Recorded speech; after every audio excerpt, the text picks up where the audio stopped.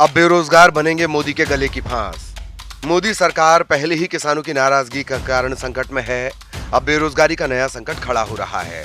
लगातार बढ़ रही बेरोजगारी आने वाले चुनाव में संकट खड़ा कर सकती है।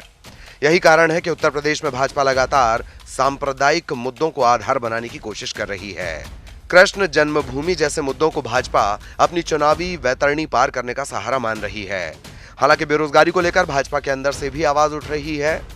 खास बात यह है कि बेरोजगारी शहरी इलाके में अधिक फैल रही है, जहां भाजपा का अच्छा आधार माना जाता है। किसानों के सामने तो मोदी सरकार ने घुटने टेक दिए, पर युवाओं का मामला उलझ गया है। हाल ही में यूपी टीचर्स एंट्रेंस टेस्ट परीक्षा में अनियमितता, पेपर लीक करने वालों के भाजपा से कनेक्शन मिले। फिर अभ्यर्थियों पर हुए लाठीचार्ज ने मामले को और बिगाड़ दिया। कहा जा रहा है कि इससे शहरी युवाओं में खासी नाराजगी फैल रही है। इसी बीच CMIE के आंकड़ों ने सरकार की परेशानी और बढ़ा दी। CMIE के आंकड़ों के मुताबिक 4 दिसंबर को समाप्त हुए सप्ताह में बेरोजगारी दर 7.2% पहुंच चुकी है। सबसे ज्यादा बेरोजगारी शहरी इलाकों में बढ़ी है। भाजपा के लिए महत्वपूर्ण राज्य उत्तर प्रदेश में बेरोजगारी दर 4.8% हो गई है।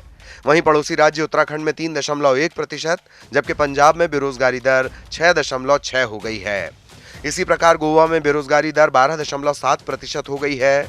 देश की राजधानी दिल्ली में बीते सप्ताह में बेरोजगारी दर 9.3% तक पहुंच चुकी है। इनमें दिल्ली छोड़ सभी राज्यों में चुनाव है।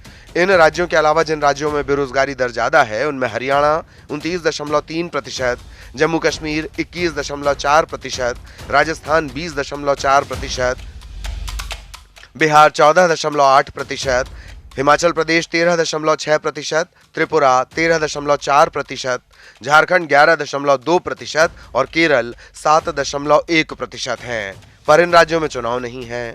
गौर करने वाली बात यह है कि बेरोजगारी दर में यह बढ़ोतरी ऐसे समय में हुई जब मासिक आधार पर अक्टूबर में शहरों में बेरोजगारी दर में 124 बेसिस पॉइंट्स 1.24% गिरा, लेकिन गांव में बेरोजगारी दर अचानक 175 बेसिस पॉइंट्स 1.75% बढ़ी थी। फिलहाल कोरोना के प्रतिबंध नहीं है और सरकार बढ़ती GDP का प्रचार करने में लगी है। उस वक्त ये बेरोजगारी का आंकड़ा मोदी की भाजपा को चुनाव में झटका दे सकता है।